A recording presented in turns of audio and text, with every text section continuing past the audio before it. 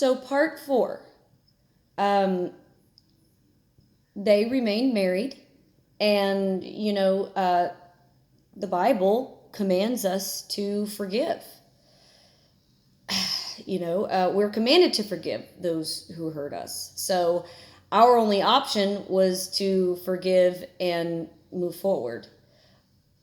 We were told things like, if I can forgive her after what she's done to me, then you can. Surely you can forgive her. But the problem with a narcissistic Jezebel is that they don't feel empathy or remorse. She wrote letters of apology, to us, and that was that. We never spoke about it in person. I got the letter in which she said she was sorry, and that's how it ended. So I can't judge someone's heart, only God can. But we are to look at the fruit of a person and see if what they say matches up to what they do.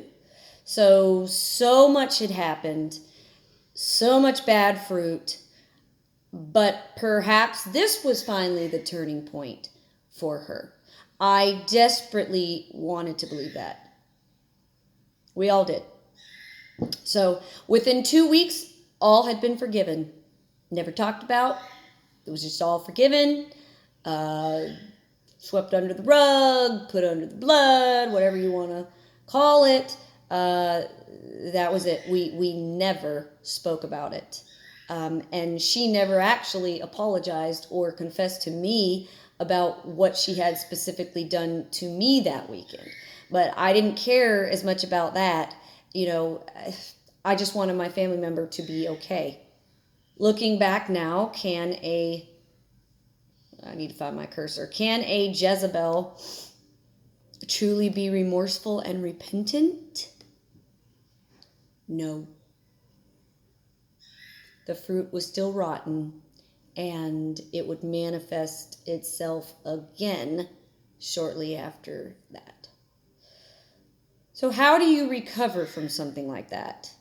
I didn't know. But again, the way we dealt with it was to never speak of it again.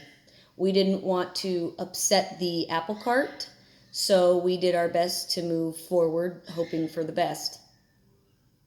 So I still remember the evening 2 weeks after the last major event. My husband, my mother, and I were moving things into our new cabin as newlyweds. Tabitha came over, and she was hysterical. She was sobbing, shaking, wailing. I mean, as my mom and I held her and she sobbed, she told us that her best friend had been killed in a car accident that day. She proceeded to tell us all of the horrific details of this accident that had claimed the life of her best friend. This was the time when my biggest alarm bell dinged inside my spirit. I felt immediately that it was a huge lie. She left after we held her and prayed, and I instantly told my mom that and my husband that I didn't believe it. If you want to know how to really tick a Jezebel off, it is to not believe them. It is to question and challenge them. Because I didn't believe this, I began to investigate her claims. Long story short, I discovered that it was all a lie. There were so many lies. There were new lies to cover up the exposed old lies, which continued on and on and on. This time, I did attempt to reach out to her and to let her know that I discovered that nothing she had told us was true. But she ignored all of my attempts of contact. The truth of the matter is, a Jezebel will not be held accountable. They will either ignore you or stonewall you. This is exactly what happened. She wasn't communicating with me, but she definitely spoke to many other people who she was able to manipulate and deceive into believing her lie. So a Jezebel will sow discord among brethren, not just in the church, but in literal brethren. She strategically targeted certain individuals, some friends of mine, and even extended family members into, she specifically targeted them, and she deceived them into believing her lie. So each of them became quite upset with me over this. They couldn't believe that, I had abandoned her in her time of need. How dare I question the death of her friend when she was clearly grieving, and to this very day, those relationships have never been the same. It was at that point that the breach between my beloved family member and I reached critical mass. I was referred to as a witch for not believing her. And if that wasn't enough, she then created a fictitious story about my new husband, which caused people to question his intentions towards her. Thankfully, some of my friends told me about that, and my husband and I were able to squash that lie. But why was she then targeting my marriage? Like I have stated before, a Jezebel is extremely vengeful and spiteful. When you rise up against one, prepare to become their public enemy number one. That was the reason she was doing it. It was at this point that I truly knew there was something wrong with Tabitha. This wasn't just an insecure girl who was desperate to fit in and tried a little too hard. This was someone who was extremely cold and calculating. She wasn't just a simpleton that was soft-spoken and always agreeable. She was absolutely aware of her manipulation and controlling capabilities, and she did them with zero remorse. After that, we had zero contact with her or my family member, because without there being any foundation of honesty or trust, there was no ground for a relationship.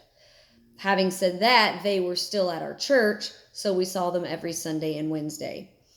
It was very difficult having to be around her after everything that had happened and everything we had discovered, including what she was purposefully doing behind the scenes. So about a month or so later, we discovered that we were expecting our first child. So, wonderful news after such a tumultuous last 6 months. Incredibly enough, another family member of mine found out that they were expecting their first child just 2 weeks behind my husband and I. We shared the good news at church and received all of the usual congratulatory messages. But I watched Tabitha. I watched her reaction in particular. And upon hearing our news, she got wide-eyed and looked over to my family member. A month later, she was expecting. So we're all expecting at the same time, but there was still so much drama, hurt, and confusion. Children are miraculous blessings, from the Lord. So after the initial shock, I did find it pretty ironic. Perhaps this would bring us all together. So we each went through our individual pregnancies, but had not spoken about anything, that had happened before. Once again, it was swept under the rug for the family's sake, especially now that, there were little ones on the way. So as I was anxiously awaiting the birth of my firstborn, I was still so upset about the breach that was caused in our family. I needed to talk to Tabitha. She was unwilling to speak. She did the stonewalling for over 9 months, 10 months, and did not speak to me until 2 weeks before I gave birth. So a family member and I met with her to talk. I didn't know what to expect, but to my surprise, she actually admitted that she had made the entire story up. It was completely fabricated. So she admitted it so effortlessly. I really tried to understand where she was coming from. So I asked her why she had made that up. And her cool response was that she did it so that we would no longer see her as an adulterer, but would rather feel sorry for her and grieve with her. She wanted our sympathy. So that's ironic because a Jezebel itself is incapable of sympathy or empathy towards others. I didn't know what to respond with other than to ask her why she'd always felt the need to lie and exaggerate and make up stories. And her response to that question was she had always led such a boring life, so she would lie to make her life more interesting. Oh my goodness. That revealed to my heart that she knew exactly what she was doing. She did these things intentionally, on purpose, and she knew what she was doing. A Jezebel loves to create drama. They love to cause familial breaches, friendship breaches, and they do these things willingly. Like I've already stated, they're very good at lying and cheating. Some other characteristics to look out for include frequent lies and exaggerations, distortion of facts, deliberate falsehoods, character assassinations, and negative coercions. She did all of these things. Okay, part 5 will be coming up.